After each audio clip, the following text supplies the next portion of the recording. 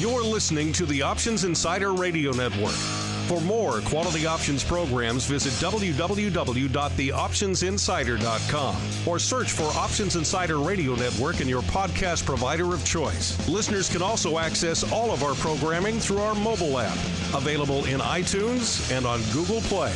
Don't forget to follow along with your favorite programs and submit your own questions for the hosts at twitter.com/options, facebook.com/theoptionsinsider, or via questions at theoptionsinsider.com. This is the Options Industry Council's Wide World of Options. Before we start today's show, investors should know that options involve risk and are not suitable for all investors. You should not enter into an options transaction until you have read and understood the risk disclosure document, characteristics and risks of standardized options. This brochure is available by visiting www.optionseducation.org or by calling 1-888-OPTIONS. OIC makes no recommendation with respect to any financial firm. OIC does not make any warranty as to the accuracy, usefulness, timeliness, or the continued availability or existence of information created or maintained by others. Multiple leg strategies involve multiple commission charges. Opinions and strategies expressed by others are not necessarily those of OIC, nor does OIC endorse, warrant, or guarantee products, services, or information described or offered by such firms. Commissions, fees, margins, interest, and taxes have not been included in any of the examples used in this show. These costs impact the outcome of all stock and options transactions. Consult your tax advisor about any potential consequences. None of the information presented in this show should be construed as a recommendation to buy or sell a security or to provide investment advice. Welcome to the Options Industry Council's Wide World of Options. OIC was created in 1992 to educate investors and their financial advisors about the benefits and risks of exchange-traded equity options. OIC offers a variety of resources to those interested in learning more about options, including live seminars, webcasts, and podcasts. Check out www.optionseducation.org for more information. Now here's your host, OIC's Director of Retail Education, Joe Burgoyne. Welcome to OIC's Wide World of Options. Thanks for joining us for today's show. Let's get started with industry happenings. It's time to get a handle on the latest developments from the world of options. It's time for Industry Happenings.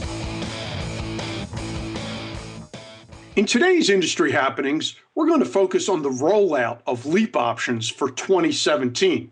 Let's start by reviewing exactly what LEAPs are. LEAPs are long-term equity anticipation securities.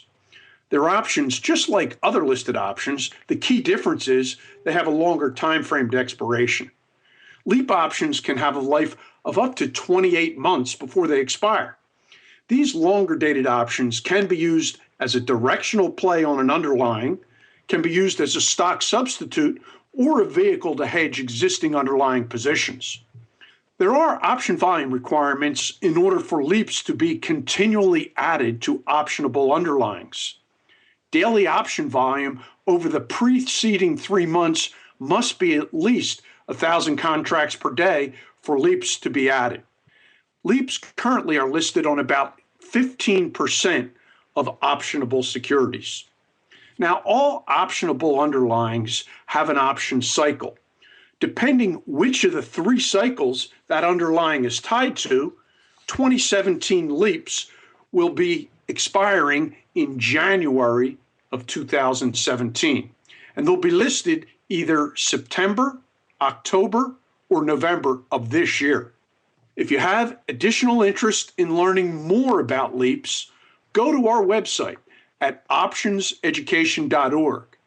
At the bottom of the homepage on the left side, under Getting Started, click on LEAPs, or just type LEAPs into the OIC search bar at the top right of the homepage. I hope you'll spend a little time learning more about LEAPs to decide whether or not they are for you. That's it for today's industry happenings. It's time to break down the latest option strategies. It's time for Strategy Spotlight.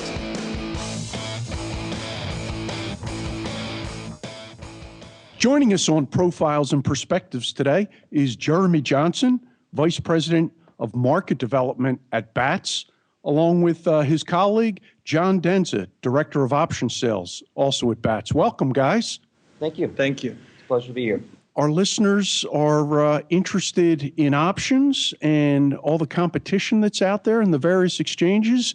You guys came to the table back in, February of 2010. Tell us about BATS. And, after all, you're an electronic exchange and, you're based in Kansas City.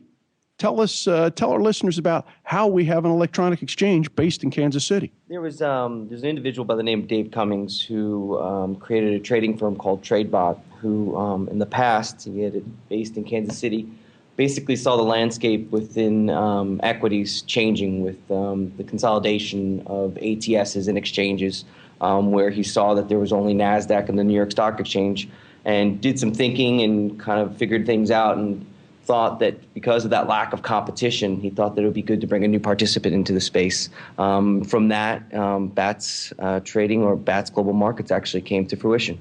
To lead it down the path a couple years later, we saw the landscape changing within options and decided to pursue an options exchange as well, which I'll lead into with Jeromee. Well, I know that you've got a presence, as you said, John, both on the equity side and the options side. How about if we start maybe on some of the details of the equity side? Sure. I think one thing I'd like to point out is it's been a very exciting year for us. Some big news for us was that we actually decided to merge with another company called Direct Edge. This allows us to actually grow our business significantly. So this exciting time from the beginning of the year and all the way through the year as we continue with the integration. This has allowed us to actually become the largest marketplace intraday for equities trading, surpassing the New York Stock Exchange and NASDAQ midway through the day.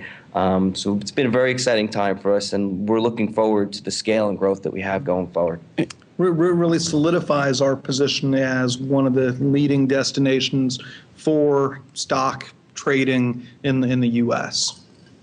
And the BATS integration, John, you talked about is ongoing. Is that right? That's correct. What we plan to do over the rest of the year is to basically move the two platforms of the two exchanges that Direct Edge has over to the BATS technology, which, as you can understand, is a very large undertaking. Our goal is by January 2015 to have completed that project. Okay. That is very exciting. On the equity exchange side, I know you've got a number of exchanges. How many do you have here in the U.S.? So with the combination, BATS and Direct Edge, both had 2 exchange licenses or 2 exchange shields. So that brings us actually to a total of 4 different SROs, 4 exchanges, all which sit in slightly different positions in the U.S. on the equity side. Only one of those has the options business, but thinking about where those sit and did different pricing, they address different segments of the market. With one of the Edge platforms in particular, I think we're very proud to say there's really no question that we have the largest retail participation on that Edge platform, larger than any of the other exchanges in the U.S. equity space. Well, and you're talking to our audience here, typically the retail listeners who is tuning in here to Options Talk with OIC and OIC's Wide World of Options. Why don't we roll into the whole idea of your commitment to the options market? Jeromee, you want to speak to that a little bit? Sure, and it really starts with a lot of the same parallels that folks, when they started BATS as an exchange on the cash side, what were the things that they were seeing developing in the market from the competitive standpoint, and was there room? Why did I come to BATS? Why are we running an options exchange? Was there room for innovation both from a technology standpoint and from a pricing standpoint? And the time frame we're talking about is, obviously you launched in February of 2010. We launched in February of 2010, but it's great. It's an exciting story, right? So I got my first phone call from BATS February 25th. A year before that, February 5th, 2009, Yep. And we were on the tape and put up our first trade as an options exchange February 26th, 1 year and 1 day later. That's incredibly quick. So having access to that technology, having access to that team, being able to get an exchange up and running in that sort of time frame, who knows what sort of records we set, but it was an amazing ride. And since then, right, we've been able to continually and steadily grow. There's always bumps in the road and market share and things like that, but you look at the arrow, it's up and to the right, and now we're between 4 and 5% of the overall market and feeling very good about it. Yeah, that's good inroads. Mm-hmm. Now, for the retail investor, they come to BATS. Are there things that set you apart from some of the other exchanges? I think a lot of people place orders and they're not sure quite where they go. Yeah. So, and that's I want to mention two things again, just keeping things very high level for folks to understand about BATS and where we sit and how we work in the option space, because there's a lot of different structures that are out there. So first, BATS is a price-time marketplace. Price time market. Right. Okay. So all orders, whether those orders are placed by a customer, a retail customer, one of your listeners, whether that order is placed by a hedge fund out there, whether that order is placed by a market maker who's out there quoting and providing liquidity in the marketplace, every order is ranked according to the same algorithm, and that is the best price always trades first.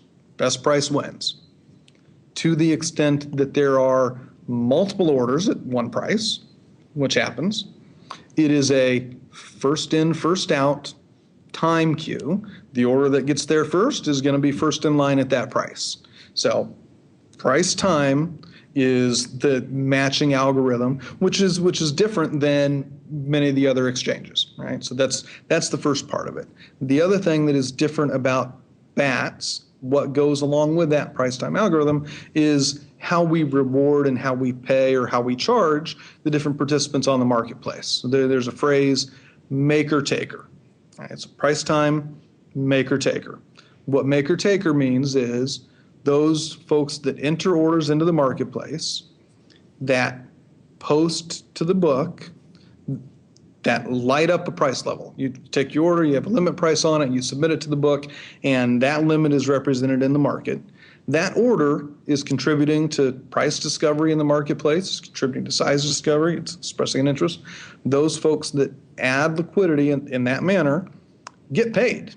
BATS pays them anywhere from 45 cents a contract up to 80 cents a contract, depending on the nature of the order and things like that. Those are the makers of liquidity. Makers get paid. Folks on the other side of the trade that see those orders in the marketplace, that want to interact with them, see an order posted, come in and trade with an order that's already in the book, removes that liquidity from the book. Those are the takers of liquidity. Those takers get charged. Makers get paid, takers get charged. BATS keeps a little bit of difference sometimes in some of those trades. Sometimes we're on top of some of them. Overall, we make a little money in the middle. But price time, maker taker, that's where BATS sits. And there's, you think about the whole spectrum of the ways that different exchanges operate, keeping it clean and simple like that. That's been our approach, has worked well for us on the cash side. And it's a somewhat unique position in the options market as far as some of the things that we do around maker taker price time. It's the fun thing about being able to do this show, to talk to experts like you who, we can offer some of these details, as you say, Jeromee, at high level, but it allows, the retail investor to understand the complexities of, this really fantastic engine that we call, the listed options market. Yeah, it's one of those things that you get a little bit of an understanding depending on the platform that they're looking at, and they see the multiple different price levels and multiple different exchanges, multiple different quotes.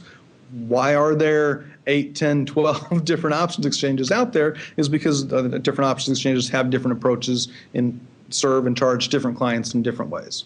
I think another thing, and we won't touch on it a lot, but some of the different tools maybe that are involved with your platform, you want to speak to that a little bit? Mm-hmm. Well, so again, just keeping it very high level. I think one of the things that BATS has some claim to is certainly being a technology leader, and so having a very flat structure and opening access and providing access to whether it's different quoting mechanisms or different risk mitigation mechanisms, and some of the tools that some exchanges are reserved only for market makers, Right? BATS opens and provides access to all of those things to all of our members without charge and things like that. And one of those things that sets us aside from a technology standpoint and how we approach the market a little bit differently.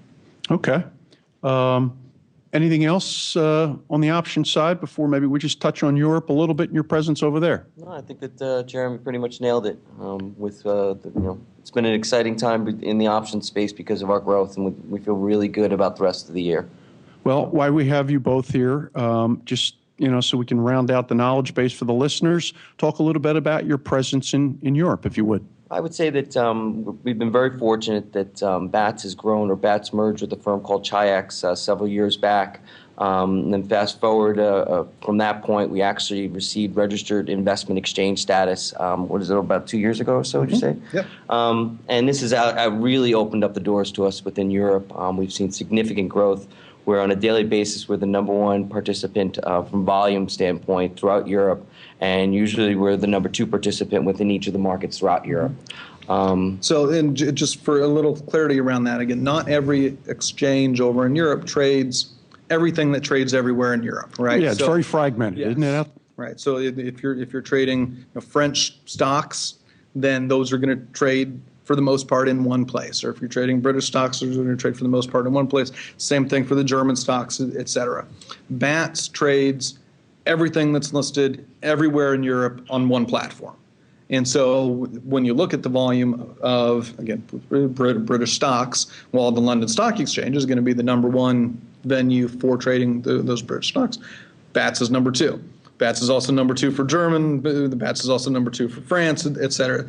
And because we trade everything everywhere on a combined volume basis, that puts us really head and shoulders above the other platforms. It's quite a presence. Thanks for that. As we wrap, let's see, maybe just one more thing going forward. Retail investors have lots of choices. There are all kinds of different stories out there. You have any thoughts about, the environment for the retail investor going forward? Yeah, and that's, the BATS has been in the news lately in different ways, and just want to make sure that folks are taking advantage of some of the resources and some of the tools like this program, like the OIC, where folks can get educated on the markets and how the markets work and what's really going on under the covers. So for whatever the hyperbole is out there, the reality is that the market for retail investors has never been better.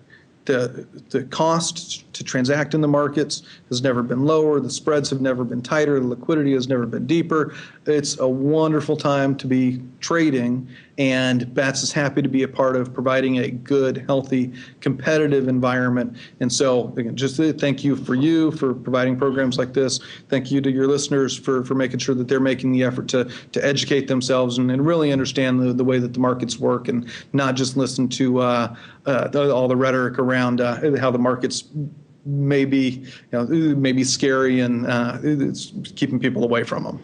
Well, that's a great note to end on, Jeromee. Jeromee and John, thank you both for being here today, and we look forward to doing this again in the future. Thanks. Absolutely, our pleasure. It's time to meet the movers and shakers from the world of options. It's time for Profiles and Perspectives.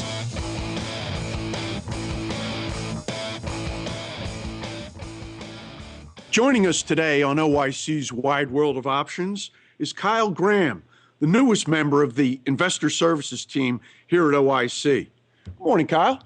Good morning, Joe. How are you doing? Doing great, and thanks for joining us today.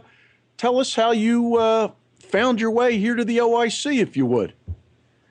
Well, I started out at the bottom of the ladder and worked my way up.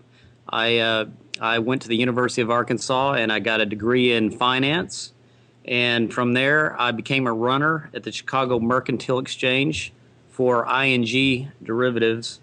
And from there, worked my way over to the CBOE as an ARB clerk.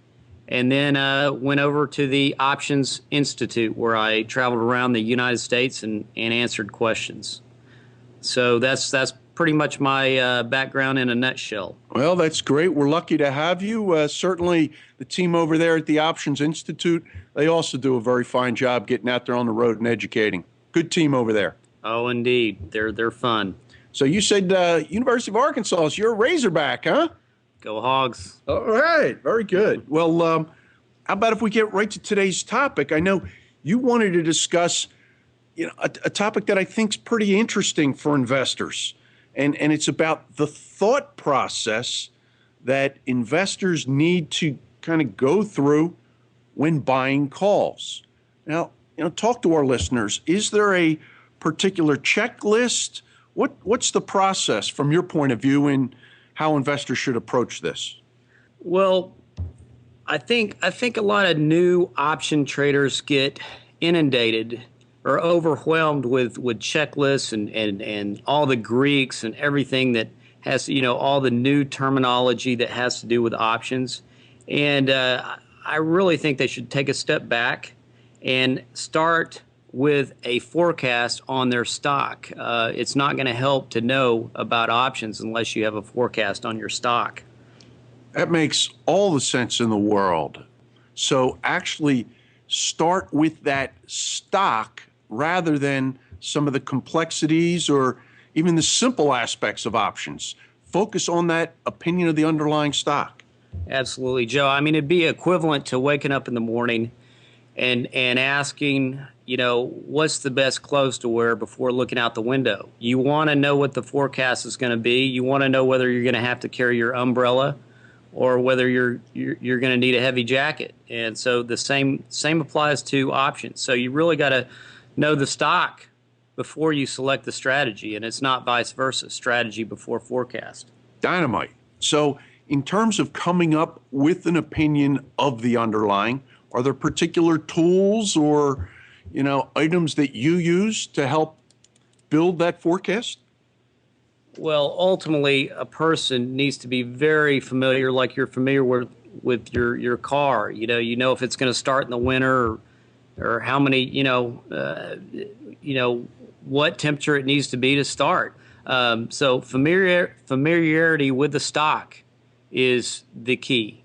And that said, I mean, if you're looking at two stocks and they're both the same price, they may be the same price, let's say a $50 stock, but they're two different stocks. And they have two different characteristics. So before we even talk about options, we need to have a understanding of the specific nature of the underlying, the stock. So you mentioned a $50 stock. How about if we run with that idea? You've got a $50 stock. We've got in-the-money calls, at-the-money calls, out-of-the-money calls. How does an investor decide, which option to buy?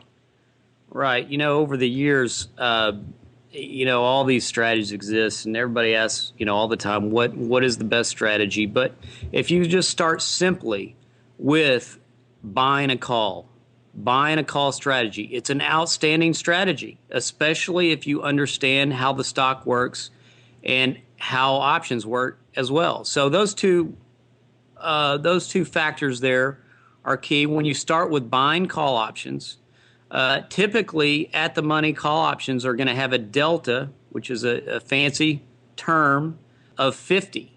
Delta ranges from 0 to 1, and out at-the-money delta is usually around 0.5. So tell me what that 0.5 represents on an at-the-money call. Well, delta by definition is a measure of the rate of change of an option's value, theoretical value. Okay. So, in other words, if the stock goes up by $1 with a delta of 50, you're going to make 50 cents on that, ceteris paribus, all things being equal. That being said, some people look at delta like a probability. So, an at-the-money call option with a delta of 50 has a 50% chance going up and a 50% chance going down. You see, so that's the way some people define delta.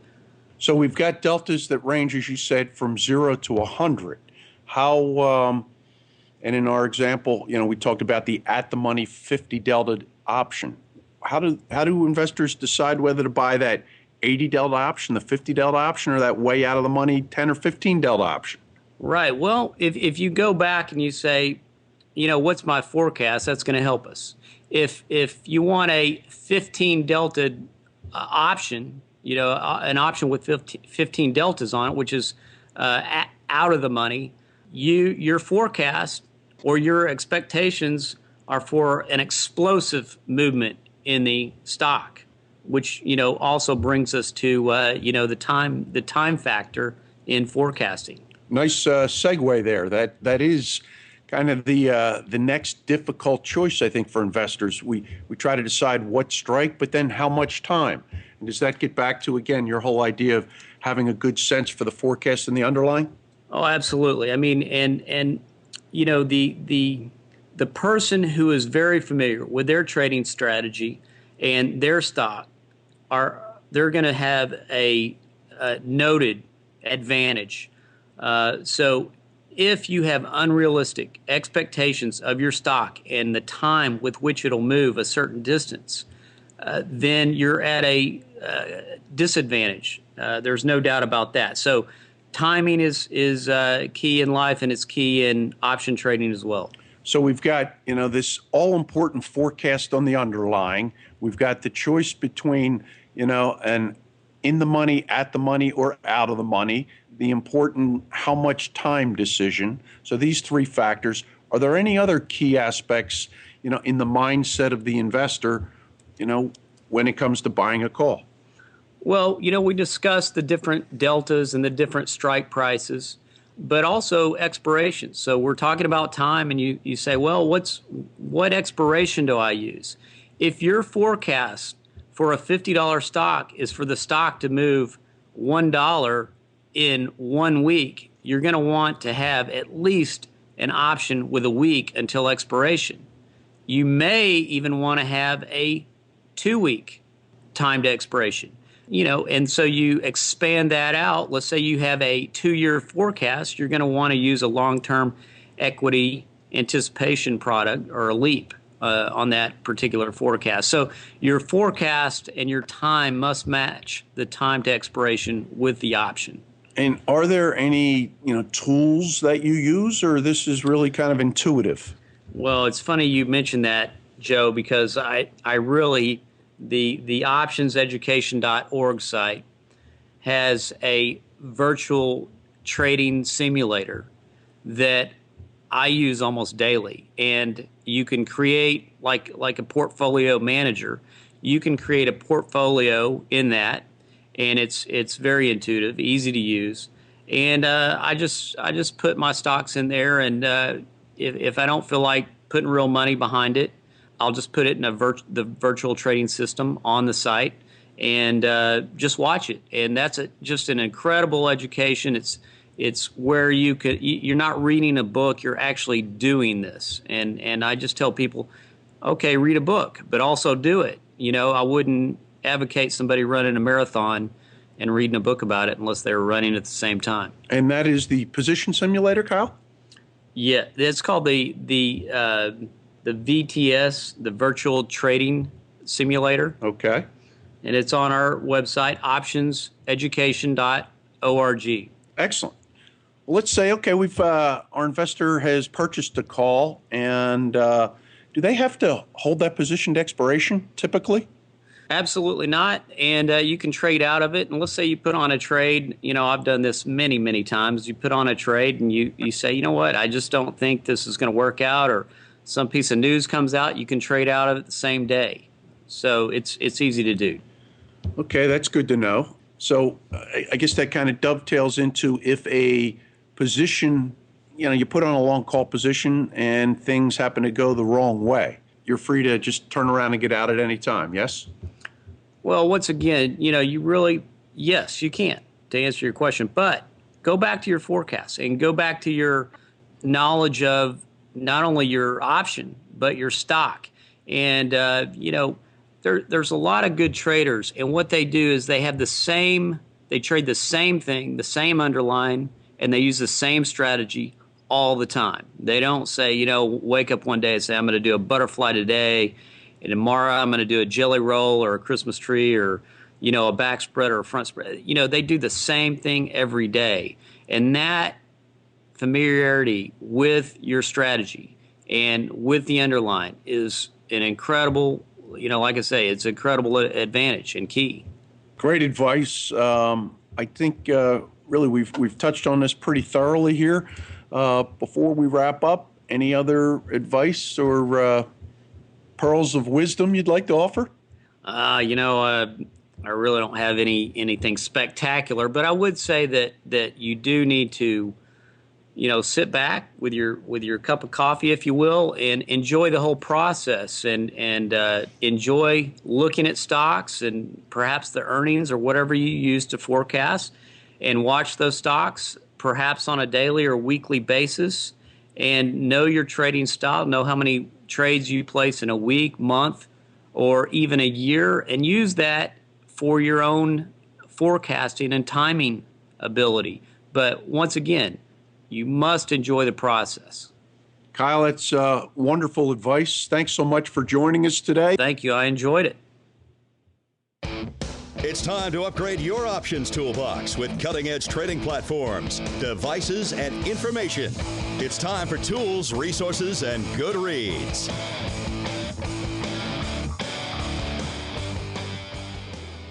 In today's tools, resources, and good reads, we're going to start with the brokerage platform you use to enter orders and track your positions.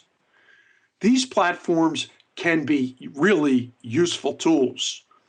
Many, if not all, the platforms available have great capacities to be customized. I urge you, take the time to customize your screen with information that is most valuable to you. Most platforms offer far more information that will fit on one or two screens. Again, choose the information you want, put it in the format you like to view it in, and then turn your broker's platform into your own personal investment tool. Now let's stay with the brokers for today's resource.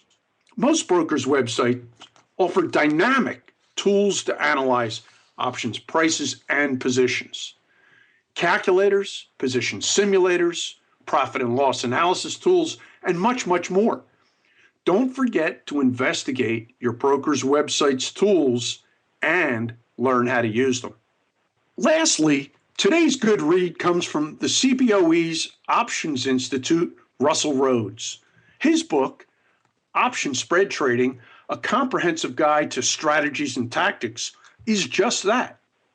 Straddles, bull and bear spreads, butterflies and condors, and ratio spreads are just some of the strategies he lays out in this 2011 book. Please check it out. It's time for a nostalgia break. It's time to take a look back.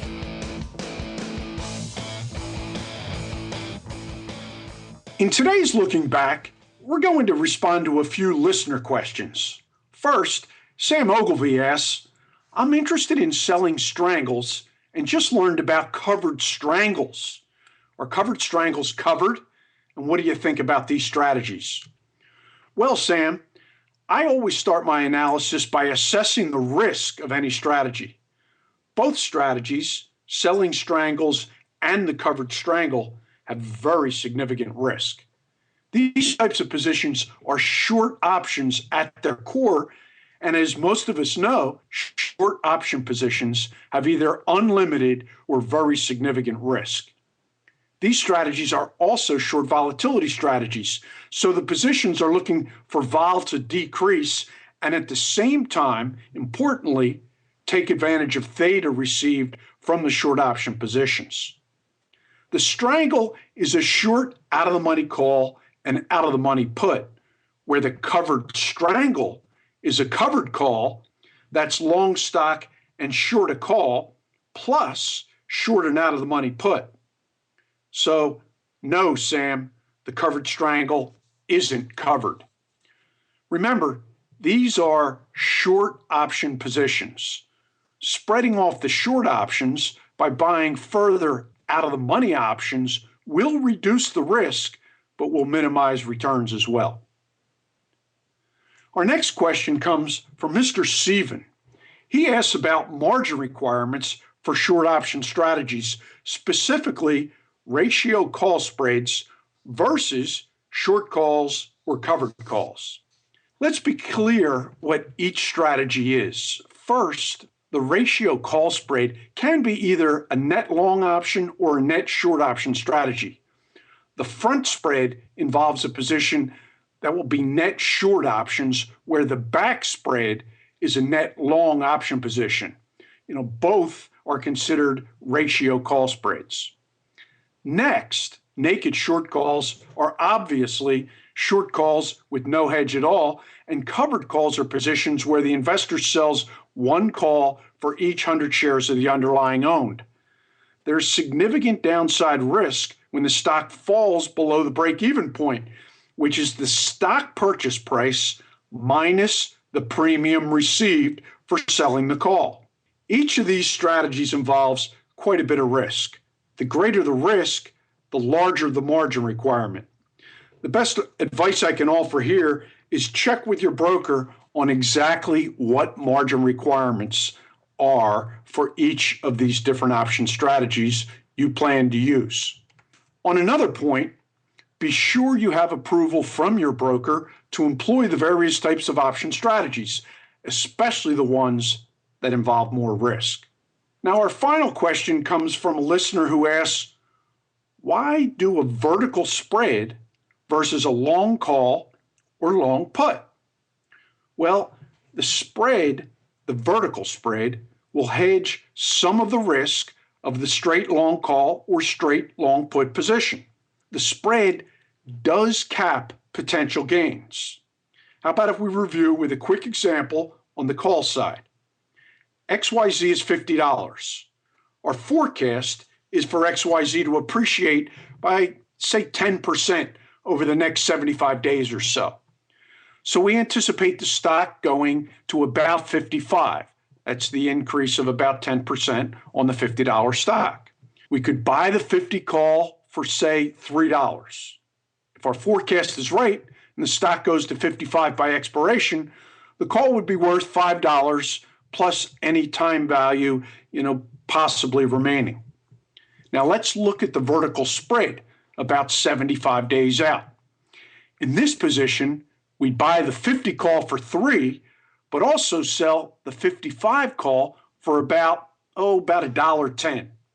So the cost of the spread would be $1.90, and that's for this $5 vertical call spread versus $3 for just the long 50 call. Remember, the target price for the underlying with the vertical call spread is the short strike at expiration. In this case, our price target, $55. So we can pay $3 and make $2 if the stock is at 55 sometime before expiration, by being long the 50 call, or we can pay $1.90 with the potential profit of $3.10 with the vertical spread. That risk-reward ratio for the vertical spread is really quite compelling. The key difference between the two different strategies is the long call has unlimited upside potential, where the vertical spread max value is the difference between the strike prices minus the debit paid. I want to thank our listeners for these questions. Do keep them coming. And thanks for joining us today on Looking Back. You've been listening to the Options Industry Council's Wide World of Options. If you have questions about anything you heard on today's show, email Joe Burgoyne at options@theocc.com. Or you can call OIC's Investor Services at 1-888-OPTIONS. Interested in connecting with OIC on social media? Like the OIC page on Facebook. Follow them on Twitter at options_edu. Or join their group on LinkedIn. Thanks for listening, and be sure to check out our next episode of The Wide World of Options.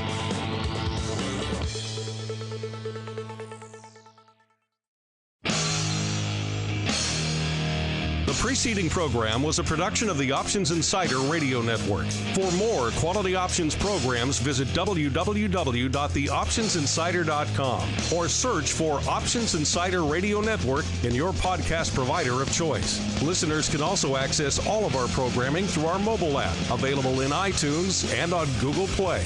Don't forget to follow along with your favorite programs and submit your own questions for the hosts at twitter.com/options, facebook.com/The Options Insider, or via questions@theoptionsinsider.com.